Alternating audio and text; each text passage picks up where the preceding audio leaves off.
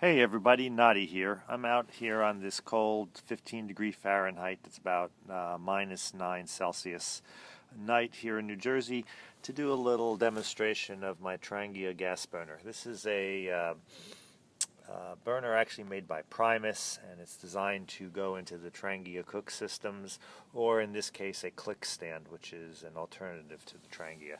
It burns normal canister gas, which, as many of us know, is not a really great choice when the weather gets really cold, because if the canister gets too cold, it can't boil off the liquid gas and turn it into vapor, which is what the stove needs to burn. So, if we look closely at this stove, we see, though, that this does have a preheater tube. You see at the top there, that tube is in the flame, and it allows that gas or the liquid flowing through the tube to get hot and be turned into gas. And that should give this stove, in theory, the ability to run in inverted canister mode or liquid mode. Once the stove is hot, turn the canister over, let the liquid get pumped out through the hose into the burner preheater tube, get turned into gas, and then come out the jets.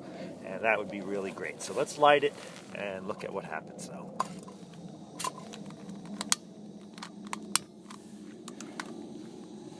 All in all, in normal use, I really like this canister stove. For a remote feed stove, it's just really nice. You can, you can crank it up pretty high, or you can go down to a real nice, low, controlled simmer to keep things warm, or do some fancier cooking. So when I'm not doing boil and bag meals, this system is really a nice option. So if we give it a few seconds to get that tube nice and hot, we'll crank it a little bit and see how it does when we turn the canister over. What I've been finding is that it doesn't burn in a controlled mode. It simply starts to flare. And I thought maybe that could be controlled by adjusting the valve to different amounts, but I'm finding that that doesn't seem to change anything. So it's been long enough, and I'm jabbering on long enough. You would think that preheater tube should be plenty warm and allow us to turn this canister over. So let's go for it. So the canister's going over. Now liquid fuel is feeding in. So what happens? It starts flaring and pulsing. So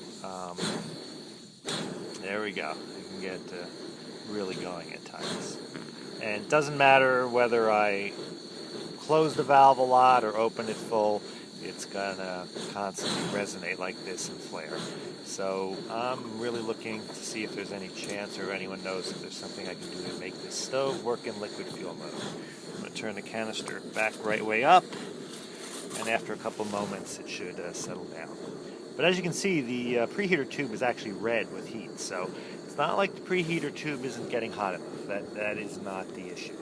It's just that maybe the valve opening is too, the needle valve, not needle valve, or whatever it is, the burner port is just too large or something. We get this resonance issue. All right, thanks everybody. Bye.